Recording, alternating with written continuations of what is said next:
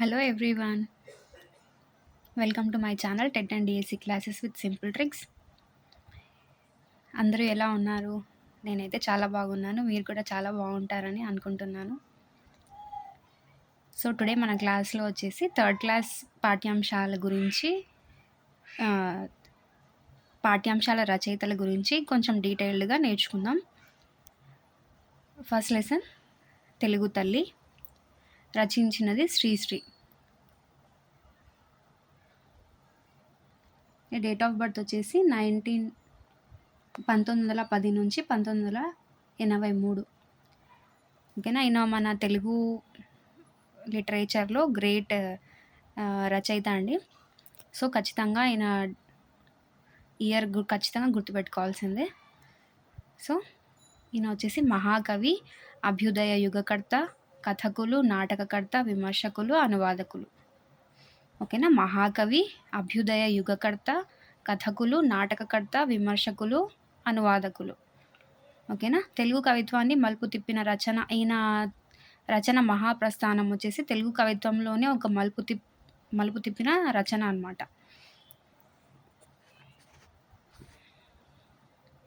Next ఇతర రచనలు వచ్చేసి మరో ప్రస్థానం, ఖడ్గ సృష్టి. ఒక మలుపు తిప్పిన రచనలాగా శ్రీశ్రీ కవి రచనలలో మనం దేని గురించి చెప్పుకుంటామంటే మహాప్రస్థానం గురించి చెప్పుకుంటాం. ఓకేనా. ఇలా గుర్తుపెట్టుకోండి. నెక్స్ట్ ఈయన స్వీయ చరిత్ర వచ్చేసి అనంతం. దీనికి ఒక చిన్న ట్రిక్ ఏంటంటే తెలుగు తల్లి లెసన్ గుర్తొచ్చిన వెంటనే మనకు శ్రీశ్రీ గారు గుర్తు రావాలి. శ్రీ డబల్ లెటర్స్ అంటే అనంతంగా కాదు, ఓన్లీ 2 లెటర్స్ శ్రీ. ఓకేనా. సో ఈయన స్వీయ చరిత్ర వచ్చేసి అనంతం. మళ్ళీ ఒకసారి చెప్తాను. ఈయన తెలుగు తల్లి రచయిత వచ్చేసి శ్రీశ్రీ డబల్ లెటర్స్ శ్రీ కాదు, అంటే అనంతంగా శ్రీశ్రీ కాదు.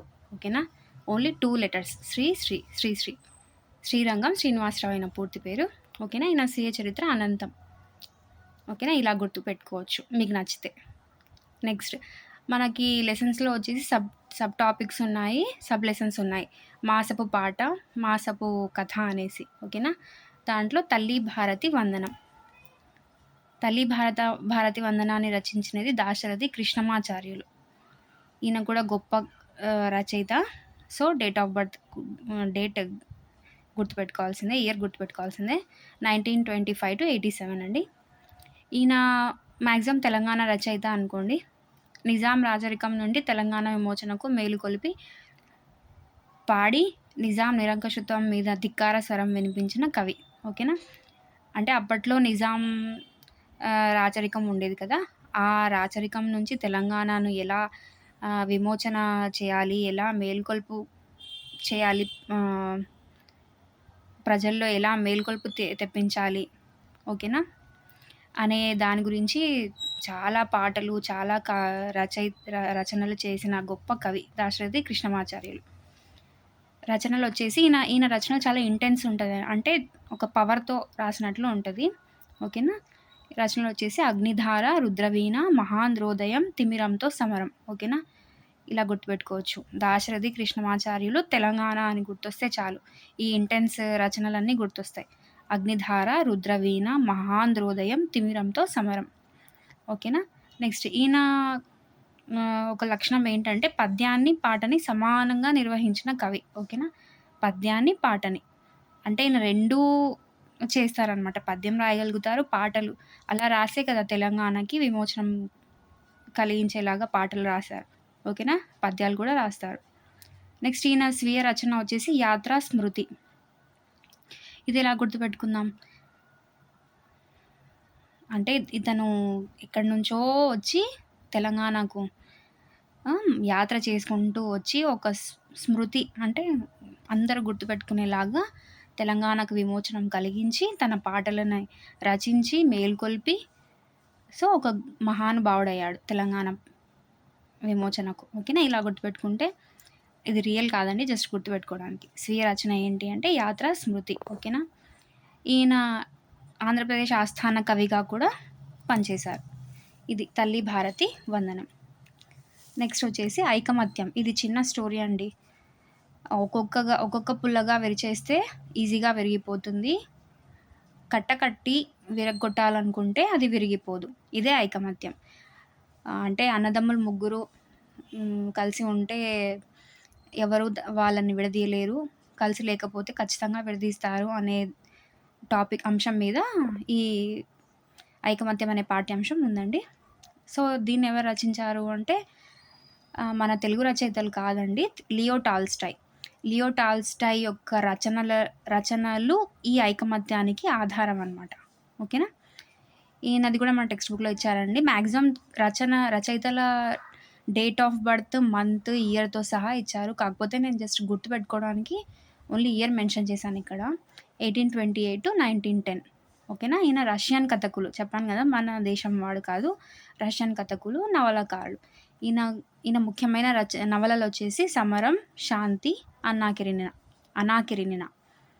'సమరం', 'శాంతి', 'అనాకిరినిన'. ఓకేనా? ఇది ఐకమత్యం. ఇది మొత్తంగా ఫస్ట్ లెసన్ అండి. తెలుగు తల్లి భారతి వందనం, ఐకమత్యం. ఓకేనా? తెలుగు తల్లి వచ్చేసి శ్రీశ్రీ 2 శ్రీలే కాబట్టి ఈయన స్వీయ చరిత్ర అనంతం. తెలుగు రచనల్లో మలుపు తిప్పిన రచన ఏంటండి? మహాప్రస్థానం. ఎస్. ఇతర రచనలు ఈజీ గుర్తుపెట్టుకోవచ్చు. మరో ప్రస్థానం, ఖడ్గ సృష్టి. ఓకేనా? నెక్స్ట్ దాశరథి కృష్ణమాచార్యులు రచించినది తల్లి భారతి వందనం. ఈయన గుర్తొస్తే మనకి తెలంగాణ గుర్తు రావాలి. తెలంగాణ విమోచనకు మేల్కొలుపు చేసే పాటలు, నిజాం నిరంకుశత్వం మీద ధిక్కార స్వరం వినిపించిన కవి. ఓకేనా? ఈయన తెలంగాణ కాబట్టి ఇంటెన్స్ ఉంటాయి. సో, అగ్నిధార, రుద్రవీణ, మహాంధ్రోదయం, తిమిరంతో సమరం. ఈయన ఒక లక్షణం ఏంటంటే స్పెషల్ క్వాలిటీ, పద్యాన్ని పాటని సమానంగా నిర్వహించిన కవి. ఈయన స్వీయ రచన ఏంటండి? ఎక్కడి నుంచో వచ్చి తెలంగాణకి విమోచన కలిగించాలని చెప్పానా? సో, అలా గుర్తుపెట్టుకోవాలని చెప్పానా? సో, యాత్ర, స్మృతి. ఈయన ఆంధ్రప్రదేశ్కి కూడా ఆస్థాన కవిగా ఉన్నారు. నెక్స్ట్ ఐకమత్యం. పుల్లల గురించి గుర్తుపెట్టుకుంటే స్టోరీ గుర్తొస్తుంది. ఓకేనా? ఐకమత్యం. దీనికి ఆధారం వచ్చేసి లియో టాల్స్టాయ్ రచించిన నవలలు. ఈయన రష్యన్ కథకులు. ఓకేనా? నవలలు వచ్చేసి 'సమరం', 'శాంతి', 'అనాకిరినిన'. ఓకేనా ఫ్రెండ్స్? ఇలా 5 మినిట్స్ కుదిరితే ఇంకా తక్కువ టైంకి ఒక్కొక్క లెసన్ లాగా మీకు ఎంత వీలైతే అంత షార్ట్ కట్ చేసి నోట్స్ లాగా చెప్తాను. వీడియో నచ్చినట్లయితే please like, share and comment కూడా చేయండి. హ్యాండ్ రైటింగ్ అంత బాలేదనుకుంటాను. నేను తెలుగు మీడియం కాదండి, English medium. So, Telugu hand writing కొంచెం పర్లేదని అనుకున్నాను. ఓకేనా? ఇంకా మీకు ఏమైనా డౌట్స్, ఇంకా క్లాసెస్ ఇంకా క్లారిటీ కావాలి, ఇంకా ఎనీథింగ్ మీరు ఏది కామెంట్ చేయాలనుకున్నా కామెంట్ చేయండి. ప్లీజ్ లైక్ చేయండి, షేర్ చేయండి, సబ్స్క్రైబ్ చేసుకోవడం మాత్రం మర్చిపోవద్దండి. Thank you everyone for watching.